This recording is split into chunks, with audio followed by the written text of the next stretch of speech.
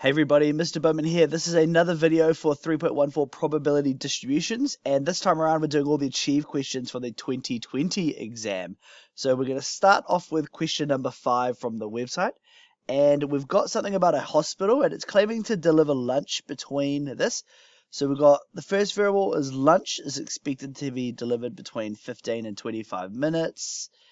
And then we've got something about dinner between 55 and 30 minutes. Sketch the two probability distributions, and blah, blah, blah.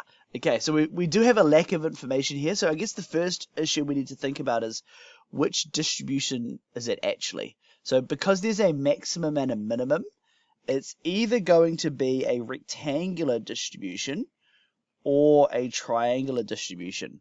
And what differentiates these two is a triangular distribution has a mode, or it has something where that is more likely to occur than everything else. And we don't really have that information here, so that makes me think it's not a triangular distribution, and it's going to be a rectangular distribution. So when you're sketching a rectangular distribution, the key things you need to know are, what's the height? And making sure the base is in the right position. So let's set up our axes as a result. So let's draw a kind of like a y-axis down this way here. And we've got the highest number being 30. So let's do, so I'll do every 5. There's 5, there's 10, there's 15, there's 20, there's 25, and there's 30. So that's going to be my units along the x-axis. The height is going to be another problem. I don't actually know how high both of these rectangles are, so I need to figure them out. So to help us, there's no information on the formula sheet about this, but just a reminder, we're dealing with rectangles. So the area of a rectangle is always equal to base times height. And noting we're trying to find height. So height will be equal to area divided by base. And the area is always equal to 1 because it's the probability of all things happening. And the base, if you remember the notation, B is the maximum and A is the minimum. So we can, now that we've got that, let's figure out how that relates to the lunch. So what's the height of the lunch? So the lunch height.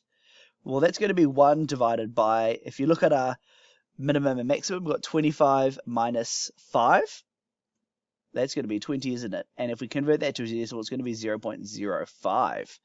So it's going to be quite small numbers. Let's repeat the same for dinner. So what's the height for the dinner unit? That's going to be 1 divided by, so we've got 30 and 5, so it's going to be 25 for the denominator, and that there is 0.04. So because we've got two quite small numbers, let's do 0.01 as my unit. So I do 0.01, 0.02, all the way up to 5. So maybe each of those can be 2 boxes over here. So we're going to have 0.01, 0.02, 0.03, 0.04, and then at the very top, 0.05. So I've now got my axes sorted out. So quite a lot of work for this achieved mark. Let's start drawing it. So we're going to go to 5 and 25 first. So this is the lunch box. Of the lunch rectangle, and it's going to have a height of that. So we're going to start off at 5, and we're going to go all the way up to 0.05. So we'll go all the way up there. Hopefully your one's going to look better than mine. And then we're going to do the same for 25, because that's the maximum. There's 25. And then we're going to go across. So that's my distribution for the lunch portion. So let's call this one here lunch. I now need to repeat the same for my dinner. So it's got the same minimum, but it's got a different maximum, but it's going up to 0.4. So let's deal with the maximum. So 0.4 following it is kind of up to here. So it goes down to here, and then it goes across this way here. So this one here is the dinner one. If you do have extra pen colors in your exam, it might have paid to draw these in different pens, but hopefully you can see, that's the dinner rectangle, and that bigger one there, that's the lunch rectangle. So I've sketched the distribution. Okay, we are now on to question number 6. In New Zealand, the Ministry of Health recommends every adult eat at least 3, so there's a number, 3 servings of vegetables each day. Suppose that the number of vegetables eaten by New Zealand can be modeled by a percent distribution. That's handy, with a lambda or mean of 3.2. Use the percent model to calculate an estimate for the proportion of adults who at least eat the recommended number. Remember, the recommended number up before was 3. So what's the proportion of adults who have 3 or more per day, 3 or more servings of vegetables per day? So this is a percent question. So like binomial, I always start with a bit of a number line. And 3 is the number I'm investigating, so I'm going to do 3, and then I'm going to do a little bit more just to visualize it, and that can go on forever. And we've been asked to find the probability that someone gets 3 or more servings of vegetable per day. So we can't find this particular group because a percent distribution starts from the left and works to the right. But what we can do is, if we find this group here, if we do 1 minus that group, that's going to give us the total for this group here. So that's my game plan for this question. So I know that the probability that x is equal to or greater than 3, so that is this group up here, that's going to be equal to 1 minus the probability that x is less than or equal to 2, which is this group. So I now need to figure out this probability here. So it looks like it's going to be the BCD mode on my calculator, because I need to accumulate 0, 1, and 2. I need to add all of them together. My x value is equal to 2. That's the biggest number in my group. And the lambda given to us as 3.2. So when I plug that all into my calculator, the probability that x is less than or equal to 2 was 0.3799. So now that I've got this number, I can substitute it into here, and that'll let me answer the actual question of 3 or more. So that means it's going to be 1 minus 0.3799, and plug that into your calculator, you're going to get 0.6202. Geez, the fire alarm's going. I better pause here. We are now on to question 7. You'll be glad to know that wasn't a real fire. They were just testing the alarm, so not even a proper alarm. Okay, so question number 7. It has been estimated that breakfast is eaten daily by 49.9% of New Zealand youths. From a random sample of 8, calculate an estimate for the probability that less than half of these 8 youths have daily breakfast. So I guess the first thing to note, this is probably going to be a binomial distribution, because if you think about it, there's 2 outcomes. They either have the breakfast or they don't. There's a fixed number of trials, 8, so it's certainly looking that way. So binomial distribution, just like the previous percent one, we need to draw a number line. And we need to represent all the possibilities of someone eating their breakfast. In this case, it has to be a maximum of 8 instead of carrying on forever. We've been asked to find the probability of someone eating less than half, also less than half of these 8 youths. So that's going to be 3 or less, because half is 4, and it's asked us less than half. So we need to find this probability. So the x value for this, I guess we're going to use the binomial cumulative mode on our calculator. X will be equal to 3, being the highest value in my range. N, number of trials, is equal to 8, because I'm dealing with 8 youths. And the probability of one of these youths eating their breakfast daily, as said, 49%, or 0.499 if I divide it by 100 to get to a decimal. I'm going to plug that into my graphics calculator. If you don't know how to do the calculator part of it, let me know. I have got some videos on them. I can reply in the comments if you need it. So the probability that there is less than 4 or less than half, that there was equal to 0.3655, and that had my usual 4DP rounding. So we are now on to question 28. The triangular distribution formula sheet I've got on the left kind of gives this away, but this is the formula sheet you'll have available to you. So we've got a common injury for sports players, requires surgery, blah, blah, blah, blah, blah.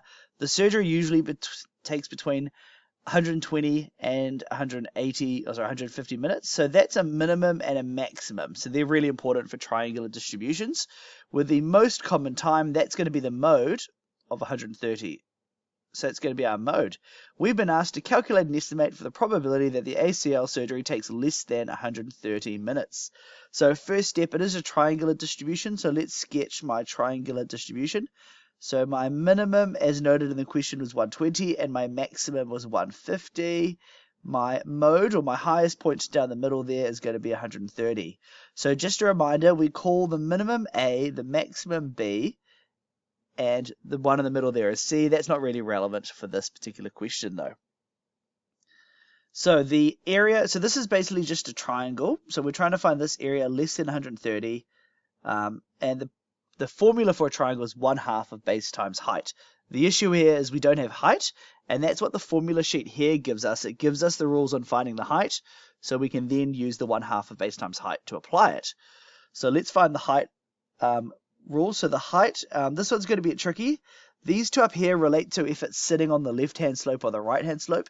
Because we're trying to find the peak, we're going to have to use this formula down the bottom instead. So the height is going to be equal to 2 divided by b minus a, which is going to be 2 divided by 30 because it's 150 minus that 120.